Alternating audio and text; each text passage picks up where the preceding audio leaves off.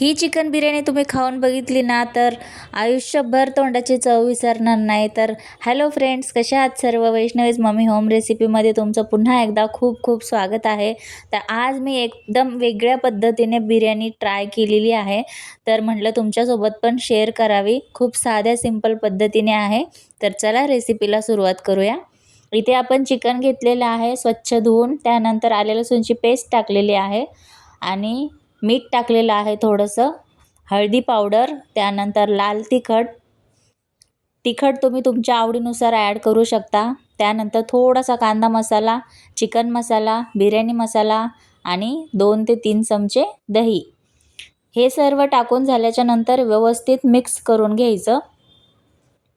सर्व व्यवस्थित मिक्स करून झाल्याच्या नंतर त्यावर कोथिंबीर टाकायची. तुमच्याकडं पुदिना असेल तर तो पण यामध्ये तुम्ही ॲड करू शकता.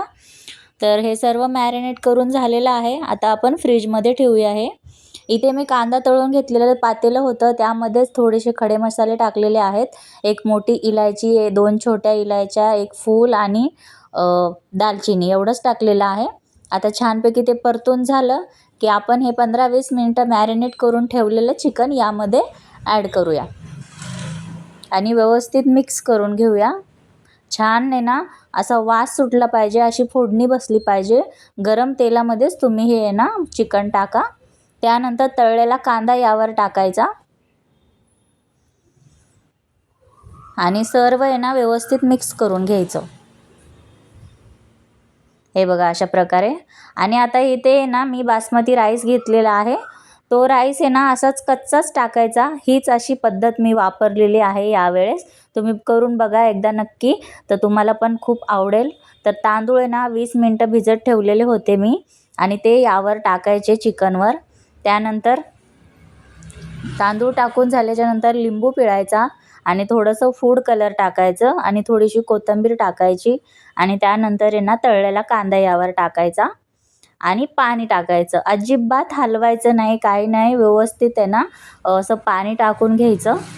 म्हणजे तांदूळ मोजून घ्यायचं, त्याच हिशोबाने आहे ना 2 ग्लास तांदूळ असतील तर 1.5 ग्लास पाणी असं ॲड करा. आणि इथे थोडंसं मीठ टाकून घ्या. जेवढं तुम्ही पाणी टाकलेलं आहे ना त्याच प्रमाणामध्ये मीठ टाका, म्हणजे जेवढ्या पाण्याला किती मीठ लागू शकतं या हिशोबाने. आता झाकण ठेवायचं आणि वरती आहे ना असं जड काहीतरी ठेवायचं, डब्बा वगैरे काही पण जड असू दे तुमच्याकडे. तर 10 मिनटं आहे ना शिजवून घ्यायचं.